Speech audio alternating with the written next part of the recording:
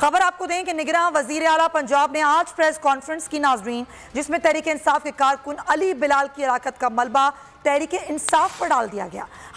हलाकत के वाक़े का एक्सीडेंट करार देकर अली बिलाल की अफसोसनाक मौत पर तहरीक इंसाफ क़यादत को निशाना बनाया गया।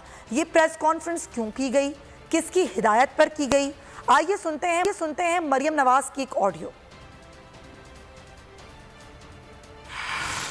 एक ऑडियो मरियम नवाज की सामने आई है और इससे पहले जो निगरान वज़ीर आला पंजाब और आईजी पंजाब की जानिब से प्रेस कॉन्फ्रेंस की गई और सारा मलबा अली बिलाल की हलाकत का तहरीक इंसाफ पर डाल दिया गया।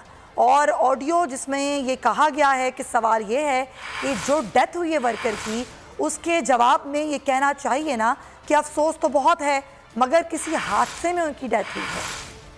मरियम नवाज की ऑडियो आपको सुनाते हैं। जो सवाल है वो जो ये जो डेथ हुई है वर्कर की, इसके जवाब में ये कहना चाहिए ना कि अफसोस तो मुझे बहुत है, सुना किसी हादसे में उनकी डेथ हुई। और मैंने ये भी सुना है कि जो पीटीआई के लोग उनको अपनी जाती कार में लाए थे और छोड़ के भाग गए। नहीं अंकल, वो एंगल नहीं है। एंगल ये है कि वो सारे अपने वर्करों को छोड़ के खुद छुपे में अंदर। ये जो सवाल है वो जो ये जो डेथ हुई है वर्कर की, इसके जवाब में ये कहना चाहिए ना कि अफसोस तो मुझे बहुत है, सुना किसी हादसे में उनकी डेथ हुई।